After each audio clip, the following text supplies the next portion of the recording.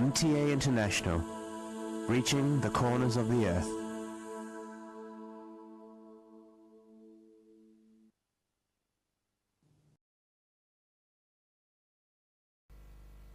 صلی علی رسولنا صلی علی محمد صلی علی نبینا صلی علی محمد صلی علی کریمنا صلی علی محمد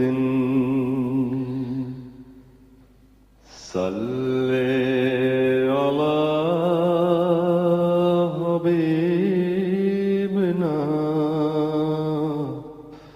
صلی علی محمد صلی علی امامنا صلی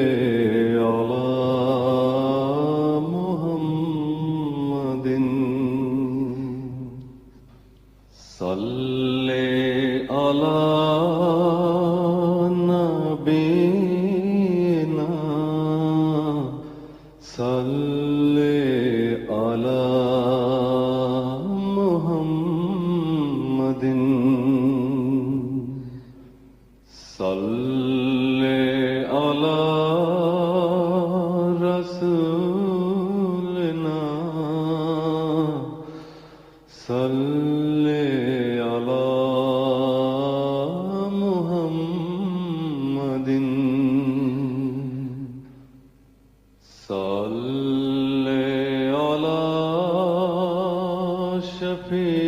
شفیعنا صلی علی محمد صلی علی کریمنا صلی علی محمد صلی علی حبیبنا صلی علی محمد صلی علی امامنا صلی علی محمد صلی علی رحیمنا صلی علی محمد صلی علی نبینا صلی علی محمد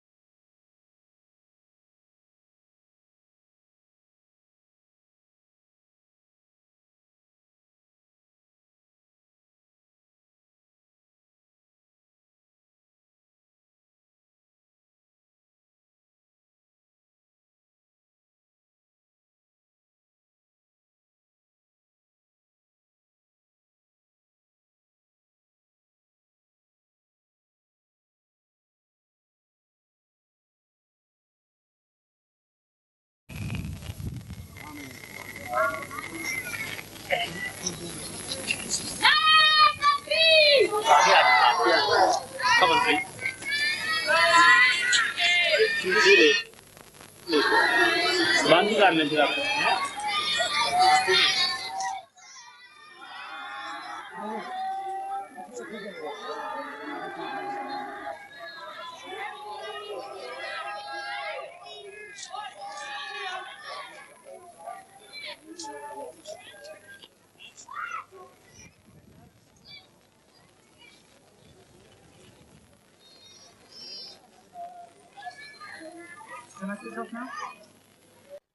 بہت سے احباب نماز کے لیے ابھی تشریف لا رہے ہیں. جب اس پنڈال میں جگہ باقی نہ رہے تو جو بعد میں آنے والے احباب ہیں جو سٹیج پر ڈیوٹی دینے والے دوست ہیں ان سے گزارش ہے کہ ان دوستوں کو بتا دیں کہ نماز جمعہ کے لیے یہ جو ساتھ والا پنڈال ہے غیر ملکی مہمانوں کے لیے لگایا گیا ہے، اس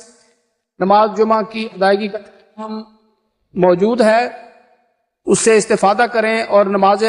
جمعہ جو ہے وہ اس پنڈال میں ادا کریں.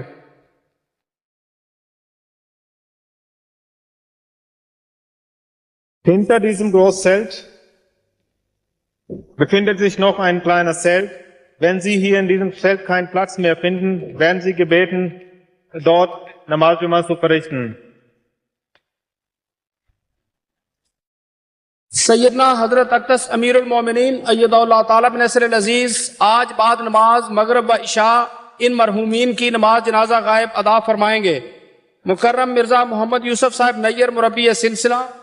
مکرم خواجہ محمد شریف صاحب ربوہ، مکرم عبدالعزیز شاد صاحب گرمولہ ورکاں، والد مکرم عبد المومن صاحب طاہر مبلغ سلسلہ.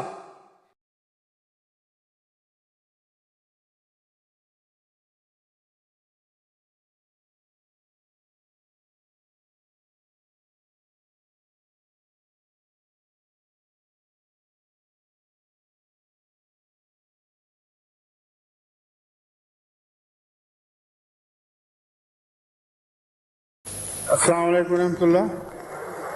اذان دے دیں.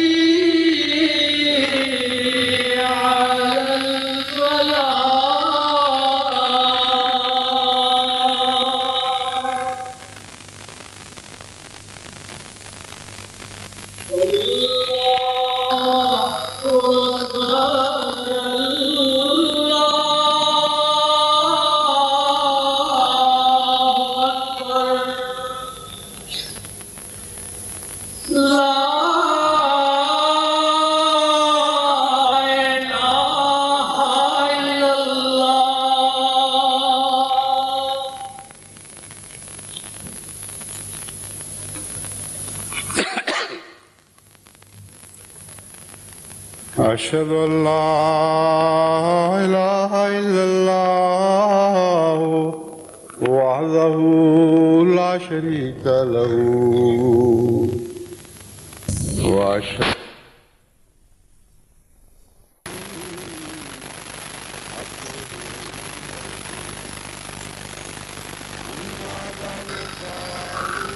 بالله من الشيطان الرجيم الرحمن الحمد لله رب العالمين الرحمن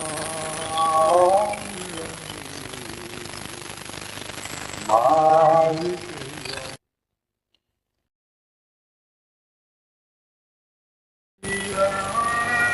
نعبد وإياك نستعين اهدنا الصراط المستقيم صراط الذين أنعمت عليهم غير المغضوب عليهم ولا الضالين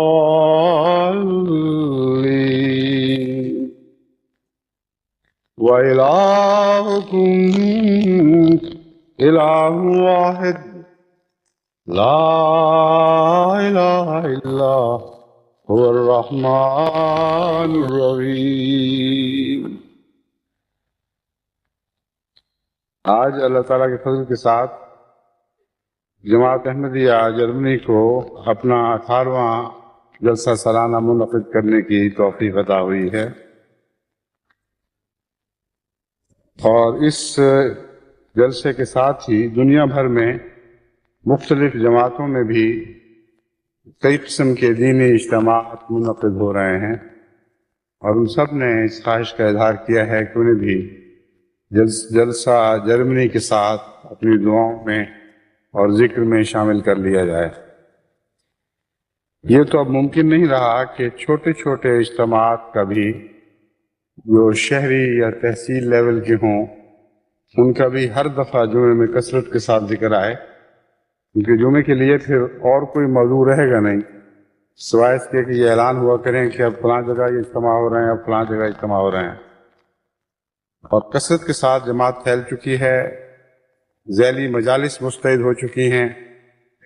صرف ملکی سطح پر ہی نہیں بلکہ ضلعی سطح پر اور شہری سطح پر اور قصباتی سطح پر بھی اجتماعات منعقد ہو رہے ہیں۔ تو ان سب کا ذکر تفصیلاً تو ممکن نہیں ہے، لیکن کیونکہ یہ سلسلہ بھی شروع ہے اور بہت سی بڑی مجالس خصوصیت سے توقع رکھتی ہیں، چند نام میں آپ کے سامنے پڑھ کر سناتا ہوں تاکہ ان کو بھی اپنی دعاؤں میں شامل کر لیں۔ ایک مجلس خداوند احمدیہ گانا کی سالانہ ریلی اس وقت منعقد ہو رہی ہے، اور وہ سب بھی ٹیلی ویژن کے ذریعے اس پروگرام میں آپ کے اس پروگرام میں شریک ہیں اور آپ کو اپنے پروگرام میں شریک کرنا چاہتے ہیں۔ مجلس انصار اللہ ضلع حیدرآباد کا سالانہ اجتماع منعقد ہو رہا ہے، خداوند احمدیہ ضلع میرپور کا سالانہ اجتماع منعقد ہو رہا ہے، کراچی کا سالانہ اجتماع منعقد 11 کال سے شروع ہوگا، اور اطفال الاحمدیہ علاقہ سرگودا کا سالانہ اجتماع بھی آج ہی شروع ہو رہا ہے۔ اسی طرح امیر صاحب یونائٹڈ اسٹیٹس آف امریکہ نے درخواست کی ہے کہ مسجد واشنگٹن کی تعمیر کا کام قریب شروع ہونے لگا ہے، اور تمام احباب جماعت خصوصیت سے واشنگٹن کی مسجد کی تعمیر کے کام کو اور مسجد کو اپنی دعاؤں میں ان معنوں میں یاد رکھیں کہ خالصتاً توحید کی خاطر قائم ہونے والی یہ مسجد توحید کا حقیقی گڑھ بنی رہے اور توحید کا پیغام سارے امریکہ میں پھیلانے کے لیے ایک اہم اور دائمی کردار ادا کرے۔ اس دعا میں امریکہ کی اس بہت اہم تعمیر ہونے والی مسجد کو بھی دعا میں یاد رکھیں۔ توحید کے سلسلے میں خطبات کا ایک سلسلہ جاری ہے جو ابھی تک ختم نہیں ہو سکا۔ آج میں اگر وقت ملا تو کوشش کروں گا کہ ختم ہو، ورنہ پھر آئندہ خطبے تک اس مضمون کو مزید بڑھانا پڑے گا۔ دراصل توحید کا مضمون خصوصیت کے ساتھ اس سال سے تعلق رکھتا ہے جسے ہم نے عالمی خدمت بنی نوع انسان کا سال قرار دے رکھا ہے۔ میں آپ پر یہ واضح کر دینا چاہتا ہوں کہ توحید کے بغیر دنیا میں قیام عدل ممکن نہیں ہے، اور جب تک قیام عدل نہ ہو اس وقت تک کوئی احسان کا نظام جاری نہیں رہ سکتا۔ خلق کی باتیں، یہ ایک دوسرے کی بھلائی کے قصے، یہ غریبوں کو امداد دینا، اگر عدل کا نظام نہ ہو تو یہ سب منہ کی باتیں ہیں، ان میں کوئی بھی حقیقت اور گہرائی نہیں پائی جاتی۔ بس توحید ہی وہ بنیاد ہے جس پر عدل قائم ہو سکتا ہے، اس کے بغیر کسی اور بنیاد پر عدل قائم نہیں ہو سکتا۔ اور عدل قائم ہو تو احسان کی بات ہوتی ہے، بغیر عدل کے احسان کی بات نہیں ہوا کرتی۔ اس پہلو سے میں نے اپنے خطبات کو سب سے پہلے تو جماعت کی خاطر، جماعت کے فائدے تک ہی محدود رکھا ہے، یعنی اپنے دلوں میں توحید قائم کرو، اپنے نفوس میں توحید قائم کرو، اپنی نیتوں میں توحید قائم کرو، اپنے اعمال میں توحید قائم کرو، اپنے گرد و پیش کے تعلقات میں، عزیزوں اور رشتہ داروں سے تعلقات میں، بہن بھائیوں کے ساتھ تعلقات کے علاوہ دوستوں سے تعلقات میں۔ قضیے کی یہ مضمون رفتہ رفتہ یوں کھل رہا ہے، اس کا دائرہ بھی پھیلتا چلا جا رہا ہے، لیکن بنیادی جو مقصد پیش نظر ہے وہ یہ ہے کہ ساری جماعت توحید پر اس طرح قائم ہو جیسے توحید پر قائم ہونے کا حق ہے، اپنے خیالات اور اعتقادات میں بھی توحید پیدا کرے، اپنے اعمال میں بھی توحید پیدا کرے، ہر قسم کے تضادات سے پاک ہو جائے۔ تب جماعت کو یہ توفیق ملے گی کہ قیام توحید کے سلسلے میں اگلا قدم اٹھا سکیں۔ اگلا قدم یہ ہوگا کہ ہم تمام بنی نوع انسان کو توحید کی طرف بلائیں، جبکہ خود موحد بن چکے ہوں، اور توحید کے فوائد سے تمام بنی نوع انسان کو آگاہ کریں اور توحید پر قائم ہونے کی تلقین کریں، اور صاف بتائیں کہ توحید پر قائم ہوئے بغیر دنیا میں ہرگز عدل قائم نہیں ہو سکتا، اور اگر عدل قائم نہ ہو تو امن قائم نہیں ہو سکتا۔ اس کے بعد تیسرا درجہ خدمت خلق کا ہے۔ جب آپ توحید پر قائم ہو جاتے ہیں تو تمام بنی نوع انسان کا درد آپ کا درد بن جاتا ہے، کیونکہ خدا کی مخلوق کا درد خالق سے الگ نہیں ہو سکتا۔ جس خالق سے محبت ہو اس کی مخلوق سے بھی محبت لازم ہے۔ بس خدمت خلق کا مضمون بھی دراصل توحید کے چشمے ہی سے پھوٹتا ہے، اور تبھی سچا ہوگا اگر توحید پر آپ کا قیام سچا ہے، اگر توحید سے آپ کی وفا سچی ہے۔ اسی ضمن میں اگلا قدم تبلیغ کا ہے۔ جب آپ دعوت اللہ دیتے ہیں تو وہ بھی در حقیقت توحید ہی کی خاطر دیتے ہیں، اور اگر خدا ایک ہے تو زمین پر اس کے بندوں کا ایک ہونا بھی ایک لازمی نتیجہ ہے خدا کی وحدت کا، اور زمین پر توحید قائم کرنے کے لیے تبلیغ ضروری ہے۔ بس یہ وہ سلسلہ ہے مضمون کا جسے میں کچھ عرصے سے چلا رہا ہوں، اور اس کا بقیہ حصہ ممکن ہے اجتماعی آخری خطاب میں آپ صلاۃ والسلام کے کچھ اقتباسات میں نے توحید کا مضمون آپ کو گہرائی میں سمجھانے کے لیے چنے ہیں، وہ میں آپ کے سامنے پڑھ کر سناتا ہوں، اور جہاں تشریح ضروری ہوگی وہاں ساتھ تشریح کرتا چلوں گا۔ حضرت اقدس مسیح موعود علیہ السلام فرماتے ہیں آخر سچائی کی فتح ہے، کیونکہ یہ امر انسان سے نہیں ہے اور نہ کسی آدم ذات کے ہاتھوں سے، بلکہ اس خدا کی طرف سے ہے جو موسموں کو بدلاتا ہے اور وقتوں کو پھیرتا ہے اور دن سے رات اور رات سے دن نکالتا ہے۔ وہ تاریکی بھی پیدا کرتا ہے مگر چاہتا روشنی کو ہے۔ وہ شرک کو بھی پھیلنے دیتا ہے مگر پیار اس کا توحید سے ہی ہے، اور نہیں چاہتا کہ اس کا جلال دوسرے کو دیا جائے۔ جب سے کہ انسان پیدا ہوا ہے اس وقت تک کہ نابود ہو جائے، خدا کا قانون قدرت یہی ہے کہ وہ توحید کی ہمیشہ حمایت کرتا ہے۔ جتنے نبی اس نے بھیجے سب اسی لیے آئے تھے کہ تا انسانوں اور دوسری مخلوق کی پرستش دور کر کے خدا کی پرستش دنیا میں قائم کریں، اور ان کی خدمت یہی تھی کہ لا الہ الا اللہ، لا الہ الا اللہ کا مضمون زمین پر چمکے جیسا کہ وہ آسمان پر چمکتا ہے۔ تو ان سب میں سے بڑا وہ ہے جس نے اس مضمون کو بہت چمکایا، یعنی ہمارے آقا و مولا حضرت اقدس محمد مصطفیٰ صلی اللہ علیہ وآلہ وسلم۔ اس اقتباس میں ایک امر خاص طور پر آپ کے ذہن نشین ہونے کے لائق ہے کہ تمام انبیاء نے توحید کی حمایت کی ہے، اور اس حمایت کے نتیجے میں خدا تعالیٰ کی کامل حمایت ان کو نصیب ہوئی۔ بس اگر آپ خدا کی حمایت چاہتے ہیں تو لازم ہے کہ توحید کی حمایت پر مستعد ہو جائیں۔ یہی ایک طریق ہے جس سے خدا تعالیٰ کی تائید اور نصرت اور حمایت آپ کے حق میں قطعی ہو جائے گی۔ حضرت اقدس محمد مصطفیٰ صلی اللہ علیہ وآلہ وسلم کی توحید کا رنگ پیش کرتے ہوئے حضرت مسیح موعود علیہ السلام فرماتے ہیں حضرت اعلیٰ درجہ کے یک رنگ اور صاف باطن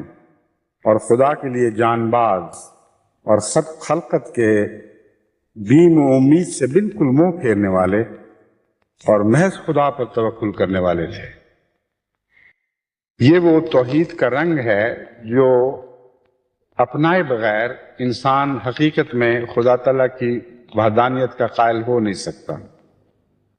وہ توحید جو فرضی طور پر آسمانوں میں بس رہی ہو یا آپ کی خیالوں کی دنیا میں رہے لیکن آپ کی نیتوں کی گہرائی میں نہ اتر سکے، آپ کے اعمال میں داخل نہ ہو اور آپ کی رگ و پے میں سرایت نہ کر جائے، وہ توحید محض ایک کھوکھلی توحید ہے، اس کا حقیقت میں خدا کی وحدانیت سے کوئی تعلق نہیں۔ توحید کے نتیجے میں انسان کے دل پر جو نقش جمتے ہیں، اس کی فطرت جو رنگ اختیار کرتی ہے اور جو جلوے دکھاتی ہے، یہ مضمون حضرت اقدس محمد مصطفیٰ صلی اللہ علیہ وآلہ وسلم کی سیرت کو سمجھنے ہی سے انسان پر روشن ہو سکتا ہے۔ حضرت مسیح موعود علیہ السلام فرماتے ہیں حضرت اعلیٰ درجہ کے یک رنگ اور صاف باطن۔ یک رنگ کا جو لفظ ہے یہ بہت ہی اہمیت رکھتا ہے۔ یہ ہو نہیں سکتا کہ انسان ایک خدا کا قائل ہو اور سچے دل سے قائل ہو اور اس کے اندر دو رنگی پائی جائے۔ دو رنگی توحید کی نفی ہے، دو رنگی شرک کا مظہر ہے۔ اگر ایک خدا کا انسان قائل ہو اور ایک ہی خدا کی عبادت کرنے والا ہو اور کامل خلوص کے ساتھ ایک خدا کی چوکھٹ پر سر جھکانے والا ہو تو اس کی فطرت سے دو رنگی غائب ہو جاتی ہے۔ پاک صاف یک رنگ انسان ایک نئے وجود کے طور پر ابھرتا ہے، اور یہ وہ حضرت صلی اللہ علیہ وآلہ وسلم کی غیر معمولی شان کے ساتھ چمکنے والی صفت تھی جس کو حضرت مسیح موعود علیہ السلام نے توحید کے بیان میں سب سے پہلے رکھا۔ حضرت اعلیٰ درجہ کے یک رنگ اور صاف باطن تھے۔ یاد رکھیں صاف باطنی یک رنگی سے عطا ہو سکتا، جو یک رنگ نہ ہو اس کا باطن صاف نہیں ہو سکتا، کیونکہ یک رنگی اس وقت نصیب ہوتی ہے جب انسان جو کچھ ظاہر ہے اس کے مطابق دل میں رکھے، جو کچھ دل میں ہے اسی کے مطابق ظاہر کرے، اور اس کے وجود میں سے تفرقہ مٹ جائے، یعنی اپنی ذات کا تفرقہ مٹ جائے۔ جو نظر آنے والا وجود ہے وہی باطن میں چھپا ہوا وجود بن جائے۔ جب یہ بات کو نصیب ہو جائے تو اس کے نتیجے میں دل پاک اور صاف ہو جاتا ہے، کوئی کسی قسم کا خدشہ کسی سے نہیں رہتا، کوئی ایسی چیز نہیں رہتی جس سے انسان ظاہر کرتے ہوئے شرما جائے۔ اور یہ جو شرم کا ختم ہونا ہے، یہ اپنی ذات میں ایک حسین صفت بن جاتا ہے۔ شرم ہر لحاظ سے بہت ہی اعلیٰ درجے کا خلق ہے، لیکن اگر انسان بدی کو چھپانے کے لیے شرم کرے تو خلق تو پھر بھی رہے گی، لیکن پاک باطنی عطا نہیں ہو سکتی۔ بس اس مضمون کو مزید کھولنے کی ضرورت ہے۔ حضرت اقدس محمد مصطفیٰ صلی اللہ علیہ وآلہ وسلم کی شرم دو رنگی کی وجہ سے نہیں تھی، بلکہ یک رنگی کے اعلیٰ درجے پر فائز ہونے کے نتیجے میں تھی۔ آپ کی یک رنگی نے آپ کو خدا سے ہمکنار کر دیا، اور اپنی صفات حسنہ کو دوسروں کے سے چھپانے کے لیے آپ نے جو اپنی صفات حسنہ پر پردے ڈالے ہیں، یہ حیا کے پردے تھے اور دو رنگی کے مظہر نہیں تھے۔ بس اس مضمون کو خوب اچھی طرح سمجھ جائیں کہ وہ خدا کے پاک بندے جو اپنی خوبیوں کو ظاہر کرنے سے شرماتے ہوں، بدیوں کو چھپانے کے لیے نہیں بلکہ خوبیوں کو ظاہر کرنے سے حیا رکھتے ہوں، ان کی اس صفت کو دورنگی نہیں کہا جاتا۔ یہ صفت ان کی انتہائی پاک باطنی کی دلیل ہے۔ بس جہاں بد انسان اپنی برائیوں پر پردے ڈالتا ہے اور نیکیوں پر یا خیالی نیکیوں کے پر سے جو ان کا وجود ہی کوئی نہیں ہوتا پردے اٹھاتا ہے اور انہیں نیکیاں بنا بنا کر دکھاتا ہے، وہاں موحد انسان اپنی خوبیوں پر پردے ڈالتا ہے، اور خوبیوں پر پردہ ڈالنا حیا کی وجہ سے یہ دورنگی نہیں ہے بلکہ یک رنگی میں داخل ہے۔ پھر فرمایا خدا کے لیے جان باز اور خلقت کے بیم و امید سے بالکل منہ پھیرنے والے، خدا کے لیے جان باز، اپنا سب کچھ خدا کی خاطر پیش کر دینے والے، ہمہ وقت اپنی جان کو ہتھیلی میں لیے پھرنے والے، کہ جب خدا کی طرف سے قربانی کا وقت کا مطالبہ آئے وہیں اپنی جان خدا کے حضور پیش کر دوں۔ یہ مضمون ہے جان بازی کا اور خلقت کے بیم و امید سے بالکل منہ پھیرنے والے۔ خدا تعالیٰ کے وجود پر کامل انحصار کے نتیجے میں بنی نوع انسان سے نہ امید رہتی ہے نہ خوف رہتا۔ یہ وہ مضمون ہے جو حضرت اقدس محمد رسول اللہ صلی اللہ علیہ وآلہ وسلم کی ذات میں کامل ہوا ہے۔ امیدیں بعض قسم کی ضرور ہوتی ہیں، اس لیے یہ تشریح کرنی ضروری ہے کہ یہ نہ سمجھیں کہ کسی سے کوئی امید نہیں تھی۔ بعض معنوں میں حضرت صلی اللہ علیہ وآلہ وسلم اپنے صحابہ سے امیدیں رکھتے تھے، ان سے بلند کرداری کی امیدیں رکھتے تھے، ان سے یکرنگی کی امیدیں رکھتے تھے، ان سے توکل علی اللہ کی امیدیں رکھتے تھے۔ بس نیکی کی امید رکھنا ان امیدوں میں داخل نہیں جن کی نفی حضرت مسیح موعود علیہ السلام فرما رہے ہیں۔ امید سے مراد یہ ہے سہارا ڈھونڈنا اور کسی کے سہارے پر بنا کرنا۔ اس بات پر امید نہیں تھی کہ اگر صحابہ ساتھ دیں گے تو میں کامیاب ہوں گا۔ صحابہ کے ساتھ دینے پر دل میں ایک امید سے بڑھ کر یقین تک کی حد تک انحصار پایا جاتا تھا، یعنی انحصار اس بات پر نہیں تھا کہ صحابہ مدد کریں گے تو کامیاب ہوں گا، لیکن صحابہ کی نیکی پر انحصار تھا۔ جانتے تھے کہ صحابہ ہم وقت جان فدا کرنے کے لیے تیار ہیں، بس یہ امیدیں ان سے وابستہ ضرور تھیں مگر کامیابی پر ان امیدوں کا کوئی اثر نہیں. کامیابی خالصتاً اللہ تعالیٰ پر منحصر تھی، اللہ تعالیٰ کی حمایت پر منحصر تھی. اور اگر ساری دنیا آپ سے منہ پھیر لیتی تب بھی ایک ذرہ بھر بھی آپ کے دل میں مایوسی راہ نہ پا سکتی تھی. یہ وہم دل میں گزر ہی نہیں سکتا تھا کہ ان لوگوں سے تو مدد کی امید تھی، اب یہی منہ پھیرے جاتے ہیں، میرا کیا ہوگا. ہاں حضرت صلی اللہ علیہ وآلہ وسلم کی توحید ان معنوں میں بارہا آزمائی گئی ہے. صلح حدیبیہ کے وقت بھی ایسا ہی موقع پیش آیا. جنگ احد کے وقت بھی یہ توحید آزمائی گئی. جنگ حنین کے وقت بھی یہ توحید آزمائی گئی. جن صحابہ سے بڑی بڑی توقعات تھی ان میں سے بعض ان توقعات پر پورا نہیں اترے، لیکن آن حضرت صلی اللہ علیہ وآلہ وسلم کے توکل پر کوئی فرق نہیں پڑا.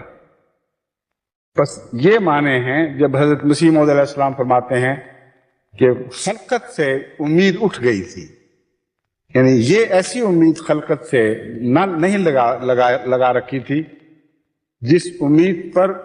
بنا ہو جائے، جس امید سے حقیقی کامیابی وابستہ کر دی جائے. ان کے اعلیٰ اخلاق سے توقعات وابستہ تھیں، مگر ان معنوں میں امید نہیں تھی کہ خلقت پر توکل ہو. اور بین کا معنی ہے خوف. خلقت کا خوف بھی کلیتاً دل سے اٹھ گیا تھا. مکی دور میں یہ پہلا حصہ خلقت کا خوف دل سے کلیتاً اٹھ جانا پوری شان سے ظاہر ہوا ہے. اور مدنی دور میں امید والا حصہ پوری شان سے ظاہر ہوا ہے. اگر آپ تفصیل سے حضرت اقدس محمد رسول اللہ صلی اللہ علیہ وسلم کی سیرت کا مطالعہ کریں تو اگرچہ یہ مضمون مکی دور میں بھی دونوں صورتوں میں آواز بند ہو گئی ہے. آواز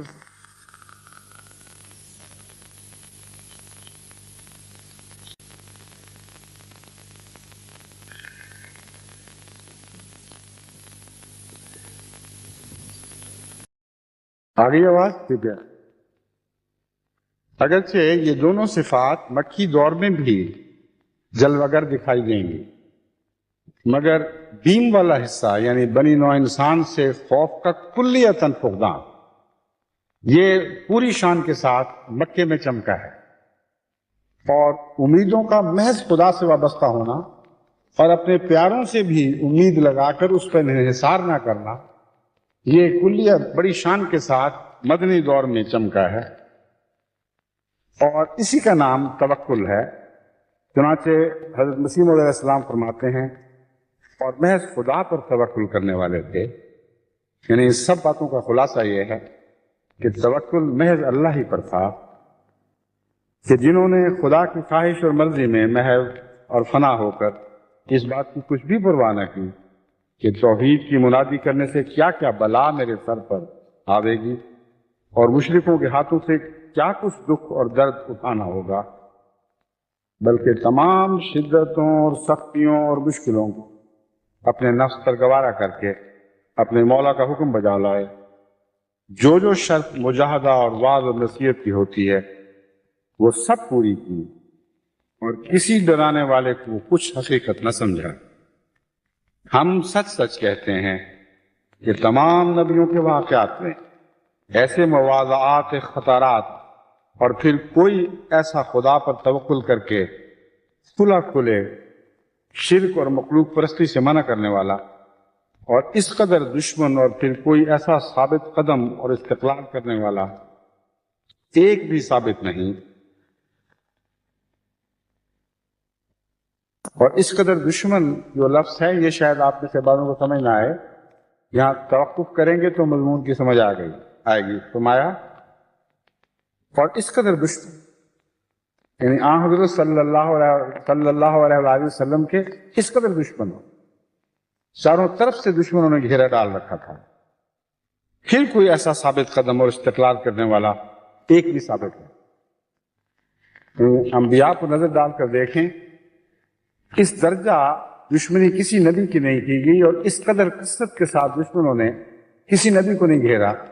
جیسا کہ حضرت محمد رسول اللہ صلی اللہ علیہ وسلم دشمنوں کے نرغے میں تھے، اور پھر ایسی ثابت قدمی اور ایسا استقلال دکھانے والا نبی آپ کو اس شان کا اور دکھائی نہیں دے گا۔ پھر حضرت مسیح موعود علیہ السلام فرماتے ہیں اس مقدس نبی کے وعظ اور تعلیم نے ہزاروں مردوں میں توحید کی روح پھونک دی اور دنیا سے کوچ نہ کیا جب تک ہزاروں انسانوں کو مواحد نہ بنا لیا۔ یہ پہلو خاص طور پر جماعت کو پیش نظر رکھنا چاہیے کہ انسان کی توحید کا ایک ظاہری نشان یہ ہے کہ اس کی توحید اس کے سینے میں بند نہ رہے،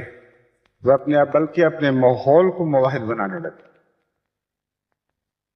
حقیقی مواحد وہ ہے جس کا توحید کا نور ارد گرد پھیلتا ہے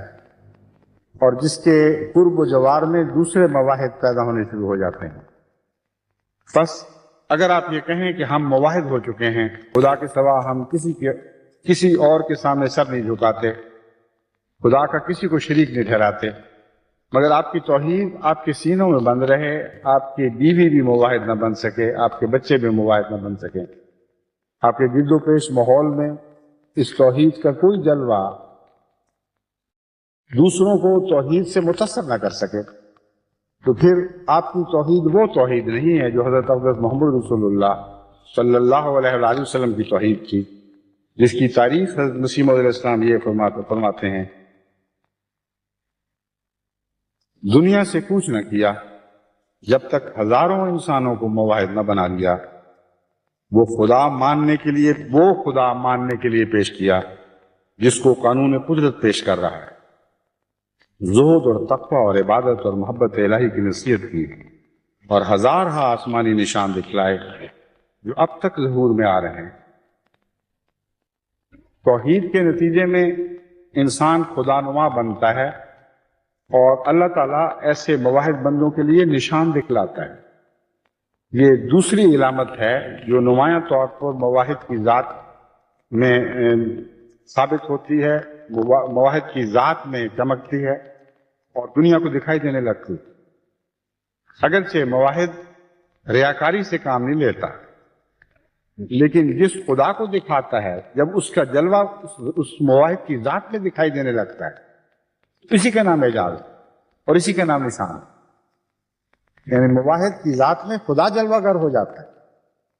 مواحد خدا نما وجود بن جاتا ہے، اور اسی کا نام معجزہ ہے، اس کے سوا معجزے کی کوئی حقیقت نہیں۔ حضرت مسیح موعود علیہ السلام نے حضرت محمد رسول اللہ صلی اللہ علیہ وسلم کی توحید کے معجزے کے طور پر آپ کی زندگی کے نشان ہی پیش نہیں فرمائے، بلکہ یہ فرما رہے ہیں کہ آپ کے وصال کے بعد آج تک آپ کی توحید اسی طرح جلوہ گر ہے، اور آج بھی اس توحید کے اعجاز ہم دیکھ رہے ہیں۔ خود حضرت مسیح موعود علیہ السلام کا وجود بھی حضرت اقدس محمد مصطفیٰ صلی اللہ علیہ وسلم کی توحید ہی کی جلوہ گری ہے، اور اسی کے نتیجے میں آپ کا روحانی وجود پیدا ہوا ہے۔ پھر فرماتے ہیں وہ خدا ماننے کے لیے پیش کیا جس کو قانون قدرت پیش کر رہا ہے۔ حضرت مسیح موعود علیہ السلام نے اسلام کی توحید کو رائج الوقت دیگر مذاہب کی توحید کے مقابل پر سب سے نمایاں اور سب سے اعلیٰ شان کی توحید کے طور پر پیش فرمایا ہے۔ ہو سکتا ہے دوسرے مذاہب اور ان کے مذاہب کے پیروکار یہ خیال کریں کہ محض ایک تعلی ہے، ایک بڑا دعویٰ ہے، ہر مذہب یہی کہا کرتا ہے، ہر مذہب کے ماننے والے یہی کہا کرتے ہیں کہ جو توحید ہم نے پیش کی ہے ویسی کہیں اور پیش نہیں کی۔ لیکن حضرت مسیح موعود علیہ السلام نے اس توحید کی عرفہ شان کو ظاہر کرنے کے لیے دو ایسی قطعی دلیلیں پیش کی ہیں جن کو کوئی دوسرا مذہب کا پیروکار اپنے مذہب میں اس طرح دکھا نہیں سکتا۔ ایک جگہ فرمایا کہ اسلام اس خدا واحد کو پیش کرتا ہے جو وقت کے ساتھ تبدیل نہیں ہوتی، اس کی صفات ہمیشہ سے اسی طرح آج بھی جلوہ گر ہیں جیسے قدیم میں کبھی جلوہ گر ہوئی، اور تمام صفات زندہ ہیں اور ہمیشہ کے لیے زندہ رہیں۔ بس وہ لوگ جو خدا کو ماضی کا حصہ بنا بیٹھیں، جو یہ یقین کر لیں کہ خدا اب نہیں بولتا جیسے پہلے بولا کرتا تھا، خدا اب بندوں سے ہم کلام نہیں ہوتا اور بندوں پر اس طرح ظاہر نہیں ہوتا جیسے پہلوں پر ظاہر ہوا کرتا تھا، عملاً وہ خدا کو زمانے میں تقسیم کر دیتے ہیں۔ ایک گزشتہ زمانوں کا خدا ہے جو اور طرح کی صفات دکھاتا تھا، ایک موجودہ زمانے کا خدا ہے جو اور طرح کی صفات دکھاتا ہے۔ بس جو خدا وقت میں تقسیم ہو جائے وہ واحد خدا نہیں رہ سکتا، وہ دو حصوں میں زمانے کے لحاظ سے بٹا ہوا خدا بن جاتا۔ اب دیکھیں، حضرت عیسیٰ علیہ السلام کو بیٹا بنانے کا تصور عہد نامہ جدید میں تو نہیں، لیکن عہد نامہ جدید کے بعد جلد ظہور میں آیا، اور بنا اس عقیدے کی اس بات پر ہے کہ خدا کا یہ بیٹا ازل سے ہے، لیکن ازل سے اس کی شان جلوہ گر نہیں ہوئی۔ تو اس لحاظ سے بھی عیسائیت نے وہ بظاہر توحید کا دعویٰ کیا، لیکن عملاً زمانی توحید سے انکار کر دیا۔ ان کے نزدیک خدا کا بیٹا ایک ایسے وقت میں ظاہر ہوا ہے کہ جب اس سے پہلے دنیا کے تمام مظاہر اس کے وجود سے بے خبر تھے، اور گویا صفات الہی اگر موجود بھی تھی تو دنیا ان سے کلیتاً بے خبر تھی، اور پہلے زمانوں کے تمام انسان خدا واحد کی اس صفت سے ناآشنا رہے اور بے فیض رہے۔ بس حضرت مسیح موعود علیہ السلام جس مواحد خدا کا تصور اسلام کی طرف منسوب فرما رہے ہیں، وہ ایسا خدا ہے جو زمانے میں کسی پہلو سے بھی تقسیم نہیں ہو سکتا۔ اور دوسرا پہلو اس اقتباس میں یہ بیان فرمایا کہ دیکھو، حضرت محمد مصطفیٰ صلی اللہ علیہ وآلہ وسلم نے وہ خدا ماننے کے لیے پیش کیا جس کو قانون قدرت پیش کر رہا ہے، اور قانون قدرت کا اطلاق بھی اسلام کے ہر پہلو پر یکساں ہوتا ہے۔ کوئی ایک گوشہ بھی اسلام کا ایسا نہیں جس کو ماننے سے قانون قدرت سے کسی پہلو سے ٹکراؤ ہوتا ہے۔ اس پہلو سے بھی جب آپ تثلیث کے عقیدے کو دیکھتے ہیں، جو تثلیث کا عقیدہ قانون قدرت سے کھلم کھلا متصادم دکھائی دیتا ہے، ٹکراتا ہوا دکھائی دیتا ہے۔ بس زبانی توحید کا دعویٰ اور بات ہے، حقیقت میں توحید کو جاری کر کے دکھا دینا اور زمانی لحاظ سے بھی خدا کی توحید کو ثابت کرنا، اور مکانی لحاظ سے بھی، یعنی مکان کی وسعتوں میں بھی خدا واحد کو واحد خدا کے طور پر دکھانا۔ حضرت مسیح موعود علیہ السلام یہ عرض کرتے ہیں کہ یہ کام ہمارے آقا و مولا حضرت محمد مصطفیٰ صلی اللہ علیہ وآلہ وسلم نے جس شان سے کر کے دکھایا ہے، اس سے پہلے کبھی کسی نبی کو ایسی توفیق نہیں ملی۔ پھر فرماتے ہیں، میں ہمیشہ تعجب کی نگاہ سے دیکھتا ہوں کہ عربی نبی جس کا نام محمد ہے، ہزار ہزار درود و سلام اس پر صلی اللہ علیہ وآلہ وسلم،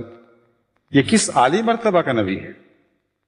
اس کے عالی مقام کا انتہا معلوم نہیں ہو سکتا،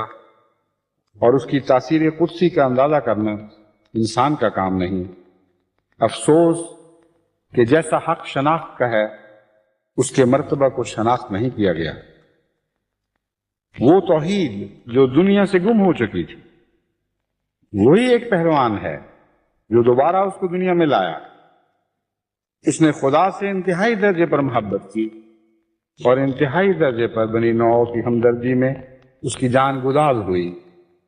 اس لیے خدا نے جو اس کے دل کے راز کا واقف تھا،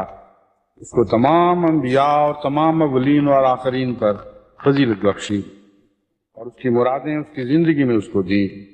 وہی ہے جو سرچشمہ ہر ایک فیض کا ہے،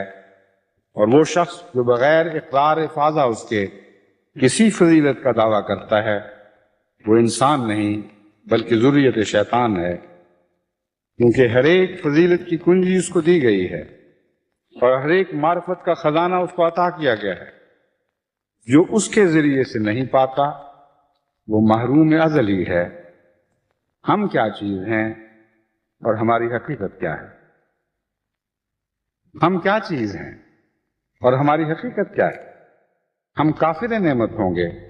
اگر اس بات کا اقرار نہ کریں کہ توحید حقیقی ہم نے اسی نبی کے ذریعے سے پائی اور زندہ خدا کی شناخت ہمیں اسی کامل نبی کے ذریعے سے ہے اور اس کے نور سے ملی ہے، اور خدا کے مکالمات اور مخاطبات کا شرف بھی جس سے ہم اس کا چہرہ دیکھتے ہیں کسی بزرگ نبی کے ذریعے سے ہمیں میسر آیا ہے۔ حضرت مسیح موعود علیہ السلام کا یہ اقتباس ایک ایسی روحانی اور عظیم آسمانی زبان میں اپنے مطلب کو بیان کر رہا ہے کہ اس میں مضمون میں ڈوب کر آپ اس کو پڑھیں تو لمحہ لمحہ آپ کی دل کی کیفیت تبدیل ہوتی چلی جائے گی۔ یوں معلوم ہوتا ہے کہ اس کلام کے ساتھ خدا دل میں اتر رہا ہے۔ حضرت صلی اللہ علیہ وآلہ وسلم کا عرفان اس مضمون کو پڑھنے کے بعد ان معنوں میں نصیب ہوتا ہے کہ گویا آپ کے عرفان کے ساتھ ہی خدا کا عرفان نصیب ہو رہا ہے، اور خدا کے عرفان کو حق کی دولت کو پانے کے لیے یہی ایک فرمانروا رسول ہے جس کے خزانے سے آپ حقیقت میں خدا کا عرفان پا سکتے ہیں، مگر پہلے اس نبی کا عرفان پانا ضروری ہے۔ فرماتے ہیں وہ توحید جو دنیا سے گم ہو چکی تھی وہی ایک پہلوان ہے جو دوبارہ اس کو دنیا میں لایا۔ سوال یہ ہے کہ توحید کے ساتھ پہلوانی کا کیا تعلق ہے؟ انسان سوچ سکتا ہے کہ مضمون تو توحید کا بیان ہو رہا ہے، یہاں کچھ اور ذکر چاہیے تھا، ایسا صوفی منش انسان، ایسا عارف باللہ اس کو دوبارہ دنیا میں لایا، مگر حقیقت یہ ہے کہ توحید کو دنیا میں قائم کرنا ایک عظیم پہلوانی کا تقاضا کرتا ہے۔ جری اللہ ہی ہے جو توحید کو دنیا میں قائم کر سکے۔ اپنے نفس سے لڑنے کے لیے بھی جتنی پہلوانی کی ضرورت ہے وہی انسان کو میسر نہیں آتی۔ اپنے نفس میں توحید کو جاری کرنے کے لیے جتنی غیر معمولی طاقت کی ضرورت ہے وہی انسان کو میسر نہیں آتی۔ اس لیے کوئی شخص کو اپنے وجود کے اندرونے کو بھی موحد نہیں بنا سکتا، اس لیے کہ اس میں وہ طاقتیں نہیں ہیں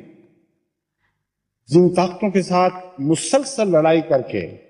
غیر اللہ کے سے تعلق رکھنے والی ہر قوت کو مغلوب کرنا پڑتا۔ بس لفظ پہلوان یہاں یوں معلوم ہوتا ہے جیسے حضرت مسیح موعود علیہ السلام کے دل پر الہام ہوا تھا، کیونکہ لفظ پہلوان ہی در حقیقت اس مضمون کو خوب کھولتا اور بڑی شان کے ساتھ بیان کرتا ہے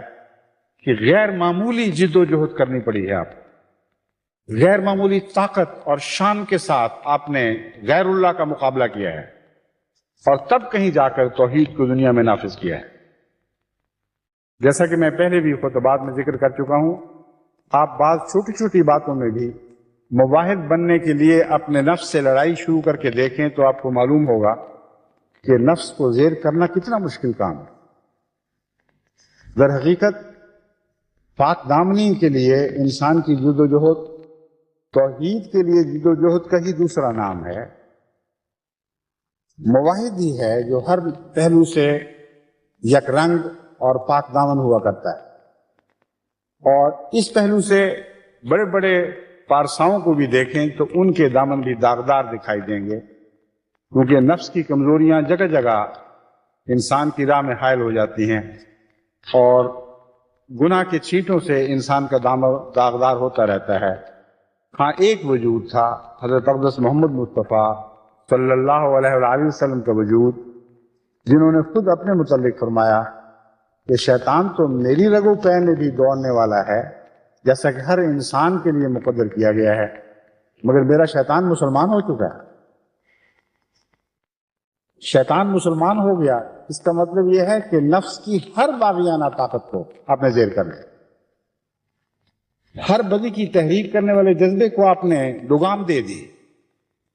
اور ایک ایسے پاک وجود کے طور پر ابھرے جس کے نفس سے غیر اللہ کی طرف کوئی تحریک نہیں ہوتی، بدی کا کوئی محرک بھی دل میں باقی نہیں چھوڑا۔ اسے پہلوانی کہتے ہیں۔ اور یہ پہلوانی پہلے اپنے نفس کو زیر کرتی ہے، پھر غیروں کو زیر کرنے کی طاقت عطا ہوتی ہے۔ تو حضرت مسیح موعود علیہ السلام فرماتے ہیں وہ توحید جو دنیا سے گم ہو چکی تھی، آپ نے دنیا میں اس کو قائم فرمایا ہے، وہی ایک پہلوان ہے جو دوبارہ اس کو دنیا میں لایا۔ اور یہ کیسے لایا؟ اس نے خدا سے انتہائی درجے پر محبت کی اور انتہائی درجے پر بنی نوع کی ہمدردی میں اس کی جان گداز ہوئی۔ توحید کے نتیجے میں اللہ کی محبت درجہ کمال کو پہنچتی ہے، کیونکہ جب غیر باقی نہ رہے، ایک ہی نقش ہو، حسین نقش، اور وہ خدا کی ذات کا نقش ہو، تو کسی اور سے محبت رہ ہی نہیں سکتی۔ لیکن ایک اور قسم کی محبت تمام بنی نوع انسان سے ہو جاتی ہے، اور وہ خدا کے واسطے سے ہے۔ جو محبوب ہو اس کو جو چیز پیاری لگتی ہے وہ محبت کرنے والے کو بھی پیاری لگنے لگتی، اور یہی وہ مضمون ہے جو حضرت اقدس محمد رسول اللہ صلی اللہ علیہ وسلم کی ذات میں کامل شان کے ساتھ جلوہ گر ہوا۔ حضرت مسیح موعود علیہ السلام فرماتے ہیں اس نے انتہائی درجے پر اللہ تعالیٰ سے محبت کی، اور جتنی وہ محبت بڑھی اسی قدر خدا کی مخلوق سے بھی محبت پیدا ہوئی۔ اور خدا کی مخلوق سے محبت کسی ذاتی تعلق یا دل کی نرمی کے نتیجے میں نہیں تھی، بلکہ عشق الہی کے نتیجے میں تھی۔ اور یہ وہ محبت ہے جس کے نتیجے میں انسان کو عظیم قربانیوں کی توفیق ملتی ہے۔ ورنہ عام طور پر انسانی ہمدردی کا جذبہ دوسری قوموں میں بھی آپ کو دکھائی دے گا، لیکن جہاں ان لوگوں سے نفرت کا سلوک کیا جائے، ان کے احسان کو قبول کرنے کی بجائے ان پر پتھر برسائے جائیں، وہاں وہ سب محبتیں اٹھ جاتی ہیں، ان کا کچھ بھی وجود باقی نہیں رہتا۔ انسان پھر پتھر کا جواب پتھر سے دینے لگتا ہے، گالی کا جواب گالی سے دینے لگتا ہے۔ مگر اگر محبت بنی نوع انسان کے منہ کی محبت نہ ہو، بلکہ خدا کی وجہ کی محبت ہو، خدا کے چہرے کی محبت ہو، اور خدا کی خاطر اس کی مخلوق سے محبت کی جائے، پھر وہ مخلوق جیسا بھی اس سے کسی محبت کرنے والے سے سلوک کرے، اس کی محبت کا منہ نہیں پھیر سکتے، ناممکن ہو جاتا ہے۔ بس حضرت اقدس محمد رسول اللہ صلی اللہ علیہ وسلم نے جس درجے پر بنی نوع انسان سے ہمدردی کی ہے اور ان کی خاطر آپ کی جان گداز ہوئی ہے، اس کی مثال آپ کو دنیا میں اور کہیں دکھائی نہیں دے گی، کیونکہ اس شان سے اللہ تعالیٰ کی محبت کرنے والا وجود اور کوئی پیدا نہ ہوا۔ حالانکہ تمام انبیاء خدائی سے محبت کے نتیجے میں ایک نیا وجود پکڑتے ہیں، اور تمام انبیاء کی محبت بنی نوع انسان سے خدا کے واسطے سے ہی ہوتی ہے۔ اس بات کو اچھی طرح ذہن نشین کر لیں کہ اس معاملے میں رسول اکرم صلی اللہ علیہ وسلم استثناء نہیں ہے۔ حضرت مسیح موعود علیہ السلام یہ نہیں فرما رہا ہے کہ صرف حضرت محمد رسول اللہ کو خدا کی خاطر بنی نوع انسان سے محبت ہوئی، یہ فرما رہے ہیں کہ آپ کو خدا سے اتنی محبت ہو کہ خدا کی تمام مخلوق سے محبت ہو۔ جو کچھ خدا نے پیدا کیا، خدا کی محبت کا رحم کا کرشمہ اس مخلوق کے لیے بھی آپ کے دل میں جلوہ گر ہوا اور اس وجود کی محبت میں تبدیل ہوتا رہا۔ یہ وہ مضمون ہے کہ اس پہلو سے دنیا میں آپ کو کہیں کوئی اور نبی ایسا دکھائی نہیں دے گا۔ اس کا ثبوت یہ ہے کہ جتنے دنیا کے انبیاء آئے ہیں وہ سب قومی بھی تھے اور زمانے کے لحاظ سے وقتی بھی تھے، اور جتنا چاہیں آپ انبیاء کی براہ راست تعلیم میں تلاش کر کے دیکھ لیں، تمام بنی نوع انسان کی محبت کا ذکر آپ کو وہاں نہیں ملے گا۔ صرف حضرت اقدس محمد رسول اللہ صلی اللہ علیہ وسلم ہیں جن کے ذکر میں قرآن کریم بارہا یہ مضمون بیان فرماتا ہے کہ تمام مخلوقات سے آپ کو تعلق تھا، تمام بنی نوع انسان کے لیے آپ رحمت تھے، اور ہر ایک ذات کے لیے آپ کے دل میں رافت پائی جاتی تھی۔ بس حضرت مسیح موعود علیہ السلام جو بلند دعاوی کرتے ہیں، ساتھ ساتھ ان کے دلائل بھی پیش کرتے چلے جاتے ہیں۔ اب ہم وہ ہیں جو حضرت محمد رسول اللہ کی طرف منسوب ہونے والے ہیں۔ ہم نے بھی یہ سال عالمی خدمت خلق کا سال منانے کا فیصلہ کیا ہے، میں آپ کو یہ سمجھانا چاہتا ہوں کہ یہ سال کس رنگ میں منایا جائے گا اور کس رنگ میں یہ سال منانے کا حق ادا ہو سکتا ہے۔ صرف ایک ہی رنگ ہے، وہ محمد رسول اللہ صلی اللہ علیہ وآلہ وسلم کا رنگ ہے۔ وہ رنگ اختیار کریں، اپنے وجود سے دو رنگی دور کر دیں، خدا تعالیٰ کی محبت میں فنا ہوں، جس مخلوق سے محبت کریں خدا کی محبت کی خاطر کریں اور خدا کی محبت کے جذبے سے مجبور ہو کر کریں۔ خاطر کا لفظ نسبتاً نرم ہے، کیونکہ جب انسان کہتا ہے اس کی خاطر کرو تو اس میں کچھ کوشش، کچھ جد و جہد، کچھ تکلف پایا جاتا ہے۔ بعض دفعہ ایک فقیر مانگتا ہے اور جو صاحب خانہ ہے اس کا دل نہیں چاہتا اس کو دینے کو، تو کہتا ہے اچھا اپنے بچوں کی خاطر، اپنی بیوی کی خاطر، اپنے پیاروں کی خاطر، تو خاطر کہہ کے اس کے ایسے دل کو پسوانے کی کوشش کرتا ہے جس کے دل سے اس کے لیے کوئی رحم نہیں ابل رہا ہوتا، کوئی اس کے دل میں رحم کا جذبہ خود پیدا نہیں ہوتا۔ مگر خدا کی محبت میں جب آپ کی بنی نوع انسان سے محبت کرتے ہیں تو خاطر کا لفظ بیچ میں سے اٹھ جاتا ہے۔ خدا کی محبت کا طبی تقاضا ہے کہ آپ بنی نوع انسان سے محبت کریں۔ کسی انسان سے پیار سچا ہو تو اس کے پیاروں کو ویسے ہی ان کو دیکھ کے پیار آتا ہے۔ میں نے پہلے بھی بارہا ذکر کیا ہے، حضرت مسیح موعود علیہ السلام کے صحابہ کو ہم نے قادیان کے زمانے میں بچپن میں دیکھا ہوا ہے، وہ باتیں جو اس وقت سمجھ نہیں آتی تھی اب سمجھ آتی ہیں۔ وہ مشرک نہیں تھے، بڑے موحد صحابہ تھے اور توحید کے مضمون کو خوب سمجھتے تھے، لیکن ان سے مسیح موعود علیہ السلام کا مسیح موعود سے ان کا تعلق محض نظریاتی تعلق نہیں تھا، گہرا قلبی تعلق تھا اور عشق کی حد تک تھا۔ اسی لیے جب حضرت مسیح موعود علیہ السلام کے خاندان کے بچوں کو دیکھتے تھے جن کا خونی رشتہ تھا تو بڑھ کر ان سے پیار کرتے، اور بعض صحابہ زبردستی ہمارا ہاتھ پکڑ کر گھسیٹ کر چوم لیا کرتے تھے، اور بچپن میں مجھے یاد ہے اتنی شرمندگی ہوتی تھی کہ دل چاہتا تھا کہ زمین میں انسان گڑ جائے، اور کچھ پیش نہیں جاتی تھی کیونکہ ان کی بزرگی کا تقاضا تھا کہ ضرورت سے زیادہ ان سے زور آزمائی نہ کی جائے۔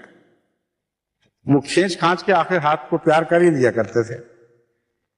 اس وقت پوری طرح یہ مضمون واضح نہیں ہوا کہ ہم کیا ہیں، ہماری حقیقت کیا ہے۔ یہ اتنے بڑے بڑے بزرگ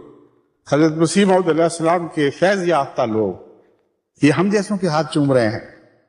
بعد میں سمجھ آئی کہ یہ محبت کا کرشمہ تھا۔ حضرت مسیح موعود علیہ السلام کی محبت ان لوگوں کی محبت میں از خود تبدیل ہوتی تھی جن کا مسیح موعود علیہ السلام سے کوئی تعلق تھا۔ ایسے واقعات ہوئے انگلستان میں بھی کہ کسی انگریز نے پوچھا، میں مثلا میرے ساتھ یہ واقعہ ہوا ہے، ایک انگریز نے مجھ سے پوچھا کہ تم نے حضرت مسیح موعود علیہ السلام کے صحابہ سے مصافحہ کیا ہوا ہے؟ میں نے کہا ہاں کیا ہوا ہے۔ میرا ہاتھ دونوں ہاتھوں سے پکڑا اور چوم لیا کہ میں اس ہاتھ کو چومنا چاہتا ہوں جس نے مسیح موعود علیہ السلام کے ہاتھوں کے صحابہ کے ہاتھ کو پکڑا ہوا ہے۔ تو یہ محبت کی باتیں ہیں، محبت ہی کے نتیجے میں یہ دیوانگی، یہ شوق پیدا ہوتی ہے، اور اسی کے نتیجے میں عظیم خدمتوں کی توفیق بخشی جاتی ہے۔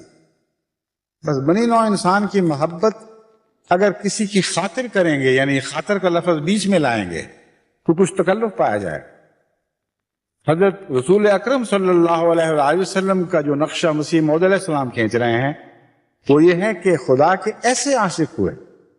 کہ اس کے نتیجے میں طبعاً از خود بنی نوع انسان کی محبت آپ کے سینے میں جوش مارنے لگی، اور ناممکن ہو گیا آپ کے لیے کہ خدا کی مخلوق سے محبت نہ کریں۔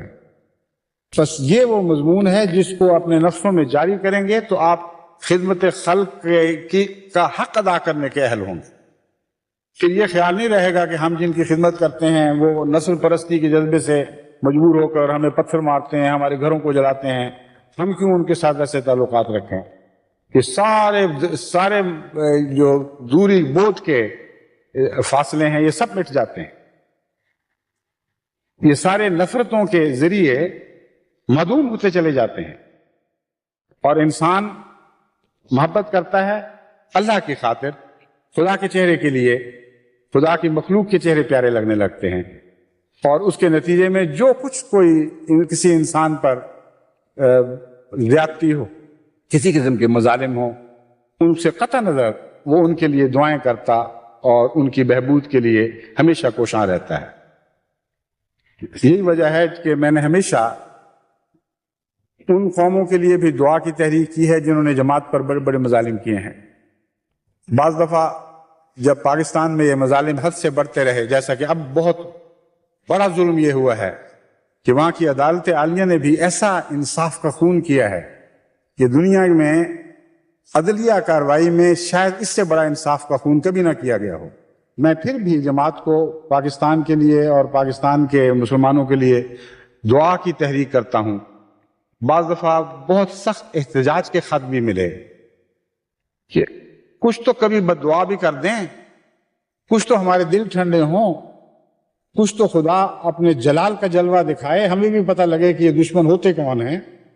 لیکن باوجود اس کے کہ انتہائی دکھ پہنچتا ہے ان ظلموں سے، میں مجبور کر دیتا ہوں اپنے آپ کو کہ میں ان کے لیے بد دعا نہ کروں، کیونکہ اگر میں ان کے لیے بد دعا کروں گا تو مجھے ڈر ہے کہ حضرت محمد رسول اللہ کے قدموں سے میرا ویسا تعلق قائم نہیں رہے گا جیسا میں چاہتا ہوں، کیونکہ آن حضرت صلی اللہ علیہ وآلہ وسلم نے انتہائی دکھوں کے وقت بھی، انتہائی مصیبت کے وقت بھی، جبکہ خدا کا غضب آپ کے دشمنوں پر چمکنے کے لیے تیار کھڑا تھا، جیسے بجلی چمکتی ہے کسی کو بھسم کرنے کے لیے،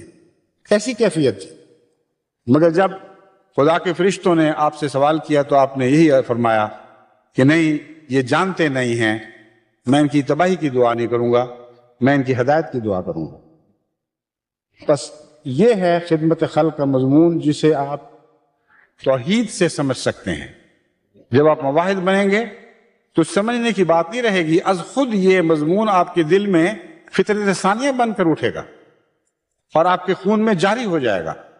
آپ کی رگ و پے میں سرایت کر جائے گا، آپ کی فطرت ثانیہ بن جائے گا، اس کے سوا آپ کے لیے چارہ نہیں رہے گا۔ آپ ایسے انسان بنیں گے کہ اپنے پر ظلم کرنے والوں کی خیر خواہی چاہیں گے۔ اس جذبے کے ساتھ آپ بنی نوع انسان کو مواحد بنانے کی تیاری کریں، اور اس کا کچھ حصہ جیسا کہ میں نے بیان کیا ہے میں انشاءاللہ بعد میں آپ کے سامنے رکھوں گا۔ پھر فرماتے ہیں انتہائی درجے پر بنی نوع کی ہمدردی میں اس کی جان گداز ہوئی، اس لیے خدا نے جو اس کے دل کے راز کا واقف تھا اس کو تمام انبیاء اور تمام اولین و آخرین پر فضیلت بخشی۔ حضرت مسیح موعود علیہ السلام کے کلام کو پڑھ کر روح وجد میں آ جاتی، ایک ایک فکرے میں ایسے ایسے عظیم موتی جڑے ہوئے ہیں کہ انسان دنگ رہ جاتا ہے، وہ کیسا قلم تھا، کیسی تحریر تھی۔ سلطان القلم کا خطاب جو آپ کو ملا ہے، یہ اس سے بڑھ کر کوئی تصور نہیں انسان کر سکتا کہ خدا کسی کو سلطان القلم قرار دے دے۔ اور مسیح موعود علیہ السلام کی تحریر کو غور سے پڑھیں تو پھر آپ کو سمجھ آئے گی کہ ایسا سلطان القلم ہے کہ اس کی تحریر کو سمجھنے کے لیے بھی انسان کو غیر معمولی توجہ اور محنت اور اپنی نظر اور دل کو سیکل کرنے کی ضرورت پیش آتی ہے۔ فرماتے ہیں خدا جو اس کے دل کے راز کا واقف تھا اس نے اس کو تمام انبیاء اور تمام اولین و آخرین پر فضیلت بخشی ہے۔ توحید کا دعویٰ کافی نہیں ہے، توحید کے لیے خدمات جو دنیا کو دکھائی دیتی ہیں وہ بھی کافی نہیں ہیں۔ اصل بات یہ ہے کہ توحید دل کے اندر کتنی گہرائی سے پھوٹی ہے، اور توحید کے نتیجے میں انسان کا وجود کہاں تک متاثر ہوا ہے۔ حضرت مسیح موعود علیہ السلام نے یہ نقطہ اٹھایا ہے کہ حضرت صلی اللہ علیہ وآلہ وسلم کو جو خدا نے سب انبیاء پر اولین اور آخرین پر فضیلت بخشی تھی، اس کی وجہ یہ تھی کہ خدا تعالیٰ آپ کے دل کے رازوں کی گہرائی سے واقف تھا، اور ان کی کنہ تک خدا کی نظر تھی، جانتا تھا کہ توحید کبھی کسی کے دل میں اس گہرائی کے ساتھ پیوستہ نہیں ہوئی، اور اس طرح کسی کا دل کبھی خدا کی محبت میں خالص نہیں ہوا جیسا کہ حضرت اقدس محمد رسول اللہ صلی اللہ علیہ وآلہ وسلم کو توفیق ملی۔ بس دل پر نگاہ کر کے آپ کو فضیلت بخشی گئی ہے، محض ظاہری کاموں کو دیکھ کر نہیں۔ پھر فرماتے ہیں جب فضیلت بخشی تو کیا ہوا؟ اس کی مرادیں اس کی زندگی میں اس کو دی. وہی ہے جو سرچشمہ ہر فیض کا ہے، اور وہ شخص جو بغیر اقرار افاضہ اس کے کسی فضیلت کا دعویٰ کرتا ہے وہ انسان نہیں ہے بلکہ ذریت شیطان ہے. جب خدا نے فیض کی ساری کنجیاں محمد رسول اللہ کو تما دی تو محمد رسول اللہ سے تعلق توڑ کر کسی اور سے فیض حاصل کرنے کی کوشش کرنا غیر اللہ سے فیض حاصل کرنے کی کوشش کرنے کے مترادف. یہ لفظ بہت سخت ہے، وہ ذریت شیطان ہے، لیکن جب آپ اس مضمون کو گہرائی میں اتر کر دیکھیں گے تو اس کے سوا کوئی چارہ نہیں ہے کہ ایسے شخص کو ذریت شیطان سمجھا جائے. اگر اللہ تعالیٰ نے اپنے فیضان کی تمام کنجیاں کسی وجود کو تھما دی ہوں تو اس سے ہٹ کر کسی اور سے فیض طلب کرنے والا غیر اللہ سے فیض طلب کرتا ہے. یہاں حضرت صلی اللہ علیہ وآلہ وسلم کے مواہد کامل ہونے کا ایک ایسا عظیم نقشہ کھینچا گیا ہے کہ جب سے دنیا بنی ہے میرے خیال میں کبھی کسی نے کسی کے مواہد کامل ہونے کا ایسا حسین اور سچا نقشہ نہیں کھینچا. یعنی خدا کی توحید میں محمد رسول اللہ کی توحید مدغم ہو گئی، اور اس طرح آپ نے اپنی ذات کو خدا کی ذات کے ساتھ ہم رنگ کر لیا کہ خدا کی تمام صفات آپ کی ذات میں جلوہ گر ہوئی، اور آپ کو چھوڑ کر دیگر صفات سے فیض پانا ایسا ہی ہے جیسے شیطان سے فیض پانا ہو. یہی وہ مضمون ہے جس کو قرآن کریم ایک دوسرے رنگ میں یوں بیان فرماتا ہے وَمَا رَمَيْتَ إِذْ رَمَيْتَ وَلَكِنَّ اللَّهَ رَمَى. پھر فرماتا ہے وہ جو بیعت کا مضمون ہے انما یبایعون اللہ ید اللہ فوق ایدیہم. کہ محمد رسول اللہ نے جب وہ مٹھی کنکریوں کی مٹھی کفار کی طرف پھینکی، فرمایا ما رمیت، تو نے نہیں پھینکی، وہ مٹھی تیری نہیں تھی، اذ رمیت، حالانکہ تو نے پھینکی تھی مگر وہ خدا کی مٹھی تھی. ولیکن اللہ رما، اللہ نے وہ چلائی تھی. پھر فرمایا یہ جو مومن تیری بیعت کر رہے ہیں، تیری بیعت نہیں کر رہے، اللہ کی بیعت کر رہے ہیں. تیرا ہاتھ ان کے ہاتھ پر ہے لیکن ید اللہ فوق ایدیہم، یہ اللہ کا ہاتھ ہے جو ان کے ہاتھ پر ہے. کسی وجود کا مطابقت میں، غلامی میں اپنے آقا سے کامل ادغام،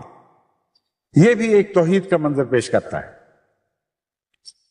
غیر اللہ کی نفی تو انسان کرتا ہی ہے، ہر وہ واحد کرنے کی کوشش کرتا ہے،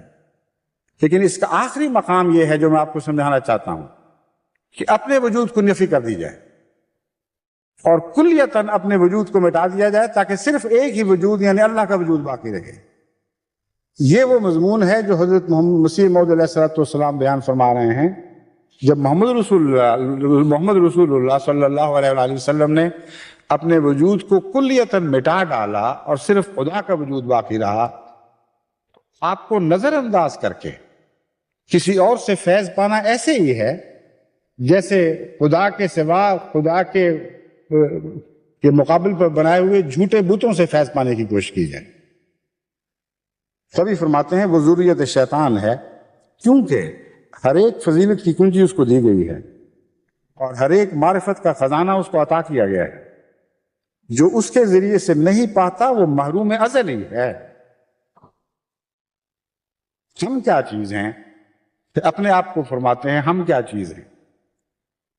اور ہماری حقیقت کیا ہے. یہاں حضرت مسیح موعود علیہ السلام کا تعلق حضرت محمد رسول اللہ صلی اللہ علیہ وآلہ وسلم سے بالکل ویسا بن جاتا ہے جیسے حضرت محمد رسول اللہ کا خدا سے تعلق قائم ہوا. جیسے خدا کے ساتھ اپنے تعلق میں اپنے وجود کو مٹا ڈالا اور وہ تعلق تام ہو گیا اور گویا ایک ہی وجود بن گیا، اسی طرح حضرت مسیح موعود علیہ السلام نے حضرت محمد رسول اللہ کی محبت میں اپنے وجود کو کلیتاً مٹا ڈالا. بس جہاں وہ مضمون بیان شروع کیا وہاں مان اس طرف خیال چلا گیا کہ میں بھی تو ہوں جو محمد رسول اللہ کی باتیں کرتا ہوں، مگر میں کیا ہوں؟ مجھے تم مٹا ہوا سمجھو، میرے وجود کو کچھ نہ تسلیم کرو. میں تو صرف وہی ہوں جو محمد رسول اللہ ہیں اور محمد رسول اللہ نے مجھے بنا ڈالا ہے، اس کے سوا میری کوئی بھی حقیقت باقی نہیں ہے. پھر فرماتے ہیں کہ اس کے بعد فرماتے ہیں کہ اس کے نتیجے میں پھر ایک علامت ظاہر ہونی چاہیے، وہ ہے زندہ خدا کی شناخت اور اللہ تعالیٰ کی تائیدی معجزات جو ایسے بندے کے حق میں از خود جاری و ساری ہو جاتے ہیں، ایک بہتے ہوئے چشمے کی طرح اس کا ساتھ دیتے ہیں اور پھر اس کے مرنے کے بعد بھی جاری رہتے ہیں۔ اور جتنا بڑا مواحد ہوگا اتنا ہی زیادہ اس کی زندگی میں، اس کے تائید میں اللہ تعالیٰ کے نشان ظاہر ہوں گے، اور جتنا بڑا مواحد ہوگا اتنا ہی خدا تعالیٰ کے نشانات اس کے بعد ہمیشہ باقی اور جاری و ساری رہیں گے۔ یہ وہی مضمون ہے کہ خدا کی مکانیت اور زمانیت کے لحاظ سے توحید کا اقرار کرنا، نہ مکان میں اس جیسا کوئی ہو نہ زمانے میں اس جیسا کوئی ہو۔ جب آپ زمانے میں بھی خدا کو واحد لا شریک مان جاتے ہیں، ہر زمانے کا خدا ایک ہی رہتا ہے، تو آپ کے مرنے کے بعد آپ کا زمانہ مٹ نہیں جاتا، بلکہ خدا کے زمانے میں آپ کا زمانہ جاری ہو جاتا ہے۔ اور یہی واقعہ ہے جو حضرت محمد رسول اللہ صلی اللہ علیہ وآلہ وسلم کے جاری و ساری زندہ معجزات کی صورت میں ہمارے سامنے ظاہر ہوا، اور یہی مضمون ہے جو مسیح موعود علیہ السلام بیان فرما رہے ہیں۔ پھر فرماتے ہیں اس کی توحید زمین پر پھیلانے کے لیے اپنی تمام طاقت سے کوشش کرو اور اس کے بندوں پر رحم کرو، اور ان پر زبان یا ہاتھ یا کسی تدبیر سے ظلم نہ کرو، اور مخلوق کی بھلائی کے لیے کوشش کرتے رہو، اور کسی پر تکبر نہ کرو، گو اپنا ماتحت ہو، اور کسی کو گالی مت دو وہ گالی دیتا ہو، غریب اور حلیم اور نیک نیت اور مخلوق کے ہمدرد بن جاؤ تا قبول کیے جاؤ۔ کشتی نو، روحانی خزائن، جلد 19 صفحہ 11۔ اس اقتباس پر میں آج کا خطبے کا مضمون ختم کرتا ہوں۔ جو کچھ آپ کے سامنے حضرت صلی اللہ علیہ وآلہ وسلم کی سیرت کے طور پر حضرت مسیح موعود علیہ السلام کے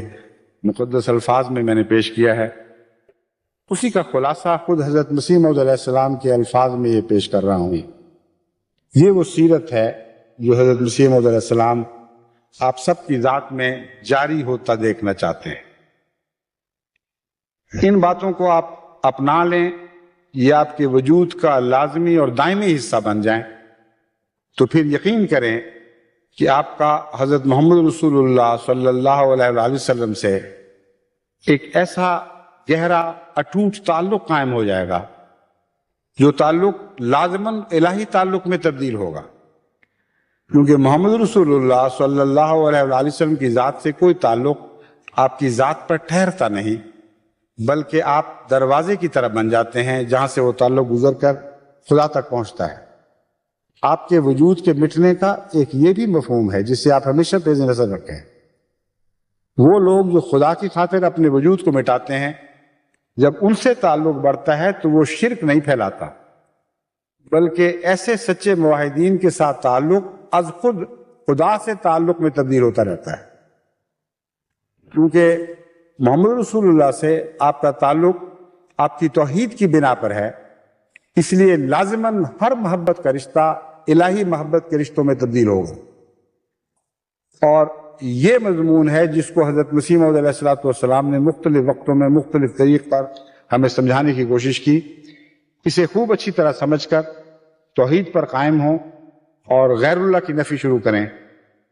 غیر اللہ کی نفی سے متعلق انشاءاللہ میں آئندہ خطبات کے سلسلے میں کچھ باتیں آپ کے سامنے رکھوں گا۔ میں ایک دفعہ پھر اس مضمون کو دہراتا ہوں جو توقعات مسیح موعود علیہ السلام کو آپ سے وابستہ ہیں، لیکن یاد رکھیں مسیح موعود بھی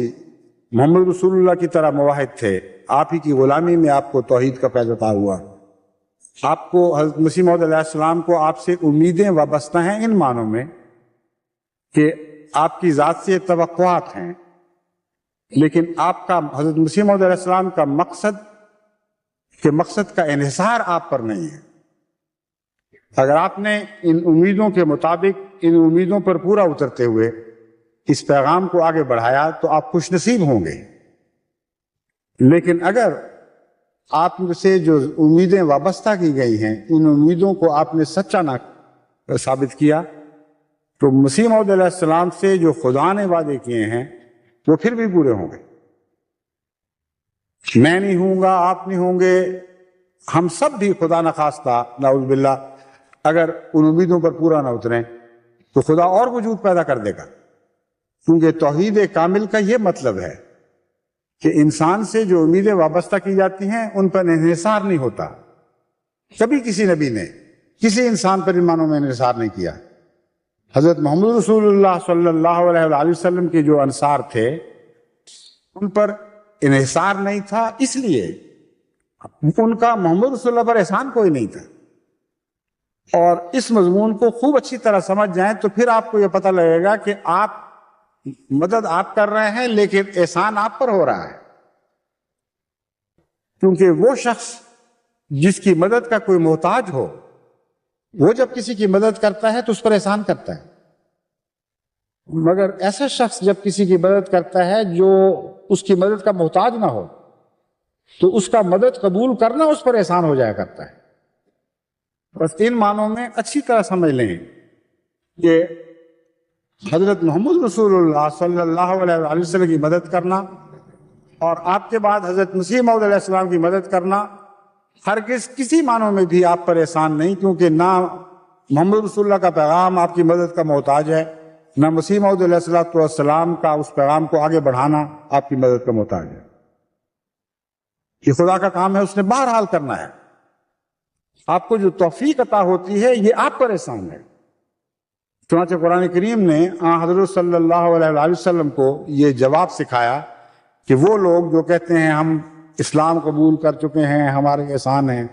ان سے کہو لا تمنوا علیہ اسلامکم، بے وقوفو مجھ پر اپنا اسلام نہ جتایا کرو، مجھ پر اپنے اسلام کا احسان نہ رکھو. تم ممنون احسان ہو جن کو اسلام عطا ہوا ہے، ہم ممنون احسان نہیں ہیں. ایک امیر کی خدمت میں آپ کو چھوٹا سا تحفہ پیش کریں، وہ محتاج نہیں ہوتا، وہ خوشی سے قبول کرتا ہے تو اس کا احسان ہوتا ہے. بس ان معنوں میں کبھی بھی ساری دنیا کا تمام وجود بھی اگر محمد رسول اللہ کے کامل خادم بن جائیں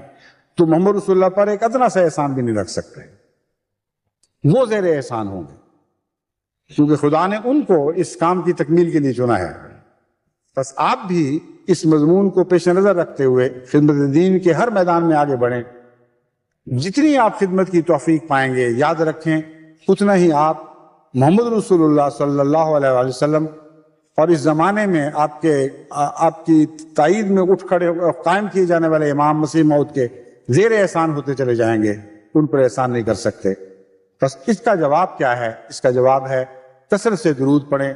محمد رسول اللہ صلی اللہ علیہ وآلہ وسلم پر بھی درود پڑھیں، اور آپ کی حقیقی جسمانی اور روحانی آل پر بھی درود پڑھتے رہیں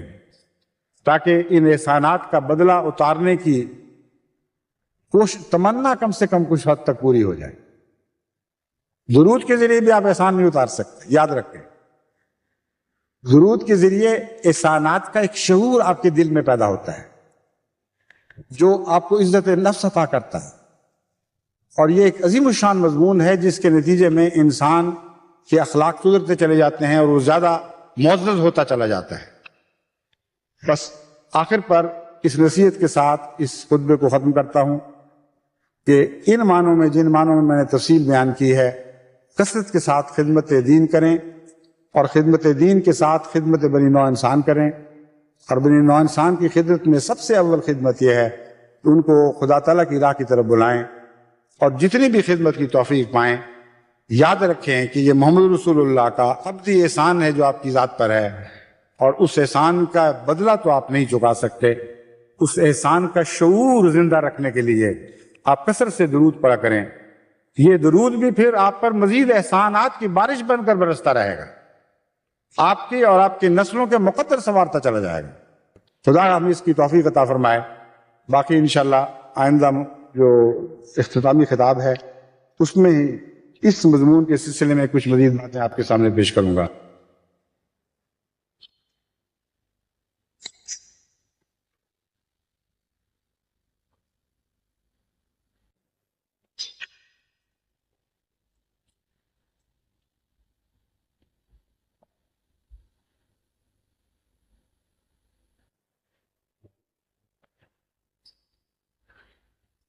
الحمد لله نحمده ونستعينه ونستغفره ونؤمن به ونتوكل عليه ونعوذ بالله من شرور أنفسنا ومن سيئات ما كان